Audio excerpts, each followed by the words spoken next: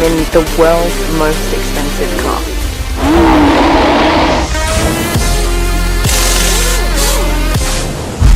It's a Ferrari kind of weekend this weekend, guys, and I've got the California T in my parking spot here, in red, of course. It's a 3.9 litre turbocharged V8. Now that's the same as the 488 GTB, but this one has 100 less horsepower. But I have to say, it still kind of catches up, or it feels not just as fast, but it still feels really fast. We were driving next to a 488 last night, and it could kind of catch up with the 488, or maybe he was just a really horrible driver, but it just feels like you're still driving a very fast car. This is one thing I find odd. When you open the car, it feels like you're in a hospital. Listen. Doesn't that remind you of something? I think it could have a nicer like opening tone. This is something different you don't get in most Ferraris, boot space. So you can do the shopping and come home quite comfortably. The other thing is it's a 4-seater. Now there are other 4-seater Ferraris, of course. Switch this around and then you can press the start button. Oh, good song.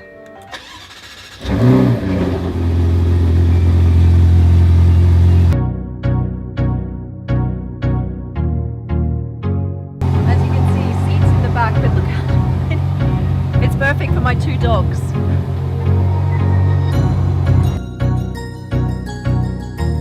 I mean, it is possible. You could sit in here for not a very long distance. That's good. It's not the comfiest seat, but you know what? It has 4 seats, so if you need it, then... I'm now going to the world's only 7-star hotel, the Burj Al Arab. They've got a massive car display there today. We're going to take you through some of the world's most exclusive and expensive cars. And I thought, what better car to take to the Burj Al Arab than a Ferrari? And the California T, it's just classy, you know? You can get away with it anywhere here. This car sounds beautiful. I'm not sure how much of it you can hear, but let me just speed up very briefly. When you change gears, you get this kick every time.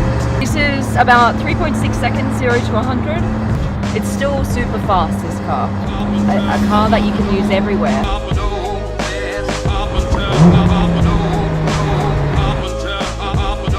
Yeah, so now we're pulling up to this 7-star hotel, and this is the only hotel where they have the strictest entrance policy. You've got to be on the list to be able to get through these gates up here.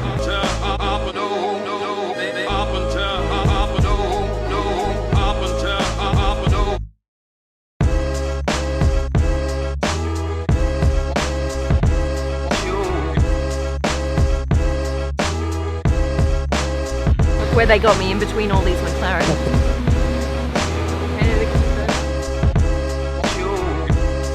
They're saying that this is probably one of, if not the best collection of cars in the world. This is the first car that you walk in and see, the LaFerrari. I have never seen one this close before. This is kind of exciting. I can't believe I admit that to you, but I mean, look, we've got cars in Dubai and then you got cars, you know, and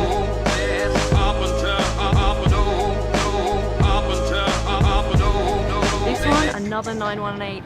Yesterday we were in, I think it was a grey one, wasn't it? At the supercar event. Now,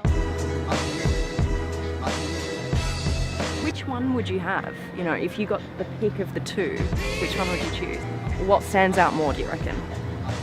I know which one I'd have, but I can't tell you. Oh wow. This is a Pagani Zonda. I was watching the manufacturers.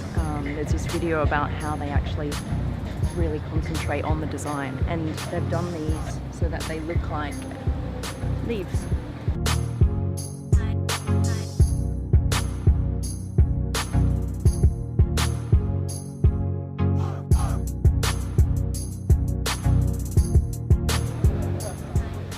Damien, he's one of the judges. Indeed I am. Good, we got confirmation. Right, we can start. Let's go. So we're here with the Ferrari line, well, one of the Ferrari lines. let's start with this car. We'll work our way up because I hear the most expensive car is at the end of this line. That's it. Talk to me about this car. What makes it special? Okay, well, this is a 250 GT California Series 1. Okay. So 1959 model. Quite rare because, I mean, these are rare anyway. These are worth $2 to $3 million any day of the week.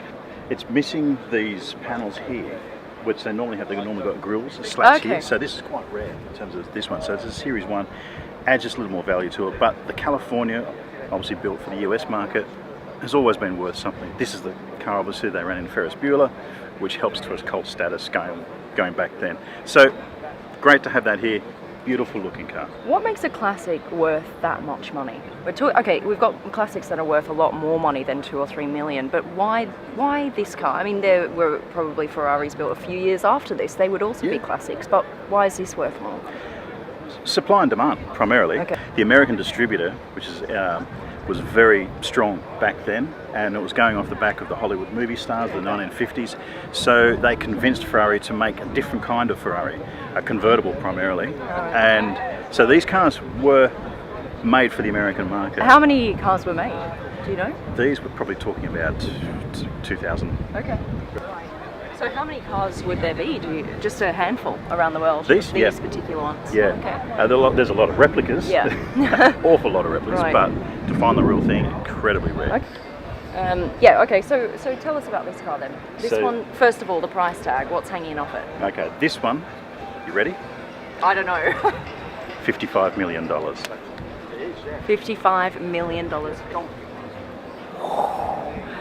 I think like Diamante's just rubbed off on my fingers or something. It is for sale, so if you know anyone who's up for that, it is the world's most expensive car. Really? Period. This is it? The world's most expensive car, $55 million. Standing behind me, the world's most expensive car. Okay, well, why? The 250 GTO has always been a desirable car. It's always been in the millions. The previous most expensive car was also a 250 GTO. That was Sterling Moss's car. Okay. That was sold at Sotheby's auction last year for $38.9, I think, million. So the 250 GTO has pedigree anyway. But what makes this one even more special is it's an American car. It's done in the American colour of blue with a white stripe, because all the countries had their own racing colours back then. Right. And this was built for Phil Hill, and this is the first racing 250 GTO in the world. Really? So it actually qualified at Le Mans in 1962. Okay. So it has a lot of pedigree, and it's been run by what they call NART, which is the North American Racing Team, a division of Ferrari. Yeah. Very well known division of Ferrari, if you want to put it that way. So this is the first one of its kind. How many then were built? I think there's about another 25 to 30. Wow, only? Yeah. Yeah. And are they still around today? Yeah. In fact, at Goodwood last year or the year before, they had a whole grid of them. In fact, this car was probably there, I'm guessing, but they had a full grid of them racing at Goodwood last year, and that was the most expensive race grid in the history. That would have been what? Cars. More than $500 million worth of cars? We're talking 400 million, 500. Okay, so what makes this one the most expensive out of all the other ones? Is it just that it was the first one built of its kind? The first one, and it's got racing pedigree. Okay. So that adds a lot to it, and it's absolutely mint condition. It's beautiful. Yeah. That's the great thing. Ferrari have, in their Classica division back in Maranello, they have the part number and the paint colour number, and they have all the blueprints of every single Ferrari that's ever been made. Oh wow, okay. So they can go back to that exact original colour. If this gets damaged, you can go back to Maranello and sit in their office for a couple of days and go through with the part number, the engine component numbers, and rebuild it exactly the same. That's incredible. Wow, thanks Damien. No worries.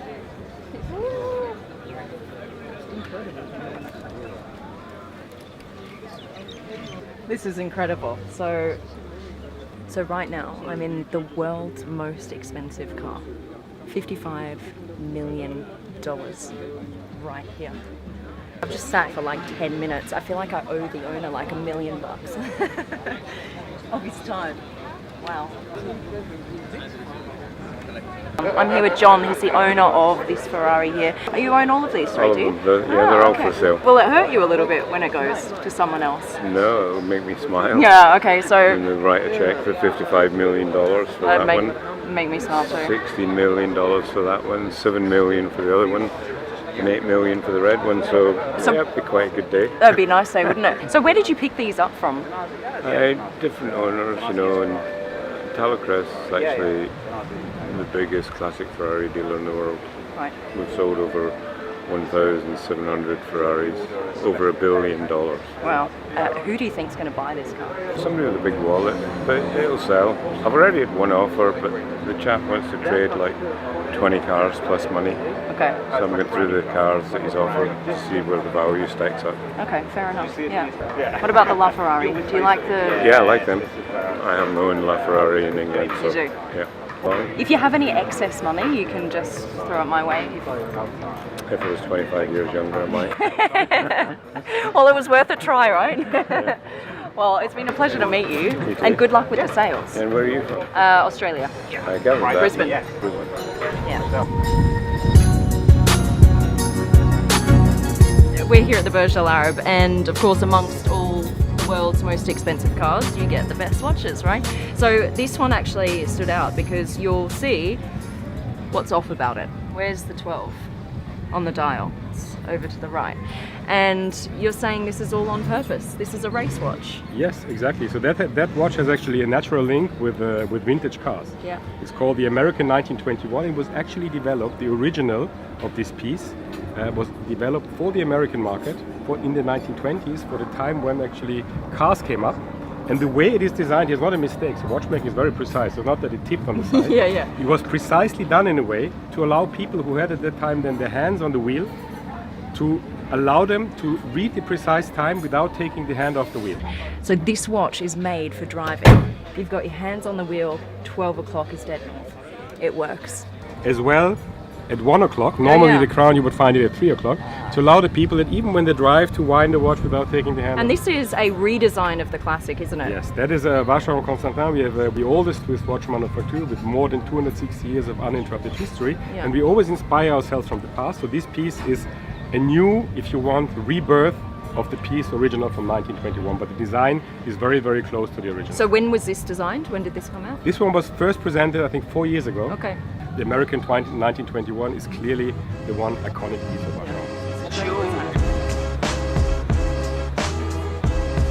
When your owner rolls, all you want to do is go on picnics, right? This is an extra picnic set that you can request. I think this is worth £15,000. This car to my right was the car used in the Fast and Furious 7 movie. Take a look at this.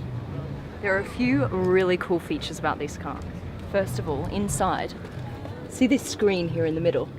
That's not an ordinary screen. What happens is a hologram will appear and you can interact with that hologram. The other thing, come around here, you've got diamonds in the headlights. Diamonds. All right. This is a Lycan. Hopefully I'm going to be driving this one soon. Can't wait.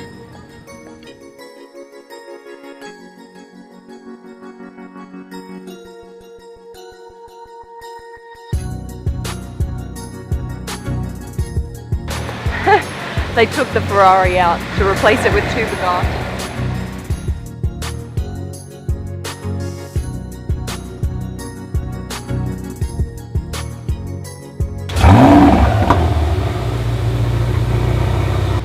Like after being in the world's most expensive car, I should have like diamonds dripping from me or something. So catch you guys on the next one.